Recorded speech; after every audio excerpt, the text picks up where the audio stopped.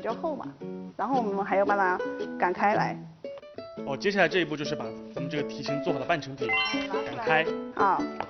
一样是压平，其实我感觉好像这个压平这个步骤是在这道甜品里面就是反复了很多次。啊，对，擀好的面皮的话就到这个厚薄度就可以了，然后我们要进行给它排气，然后我们就排气。啊，对，要打孔。放进烤箱了之后的话，如果不排气，它因为是一整块的嘛，下面的热气上升的话，它就会容易有气泡。成品的话就是样子就不好看了，会有那种小鼓包，这包鼓起来。我们把这个打好孔的面皮静置30分钟之后呢，就先把那个烤箱预热到180度，180度到了之后就把这个面皮放进去烤20分钟左右。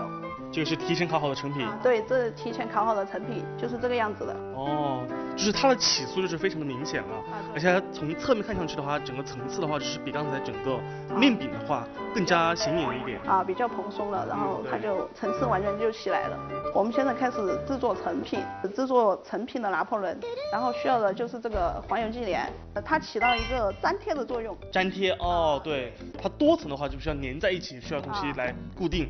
对的，它是比较丝滑的那种。那这个黄油忌廉它制作过程是什么呢？制作过程的话就比较简单，就需要用到那个鸡蛋清、白糖，放在那个搅拌缸里面把它打发，最后加那个黄油跟柠檬汁。这个大厨抹这个黄油忌廉的声音，就是他的刀子覆盖过饼皮，整个酥皮的那种酥酥的、沙沙的声音，就是非常的明显。对，然后抹完这一层黄油忌廉了之后，我们下面就来放这个夹心。哇，好香的核桃味啊！对。拿破仑的话，它是几层酥皮，然后夹了几层夹心，接下来就是重复这一步骤了。啊，对，就重复这个步骤。拿破仑蛋糕材料简单，但做法非常考验手艺。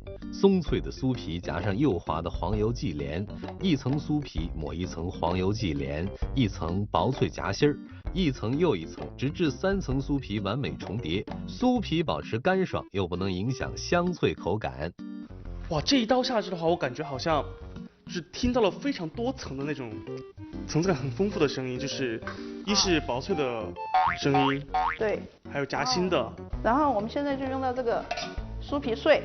酥皮碎的话，就是这个酥皮烤好了之后捏碎了，就是成了这个形状。哦，是同样的东西。啊，同样的东西。然后我们要用到同样的这个黄油忌廉，把它抹在这个外面的。从侧面沾上黄油忌廉，然后沾上这个酥皮碎。哎，对。在蛋糕两边抹上黄油忌廉，蘸上碎的酥皮，简单装盘就算完成了。那整个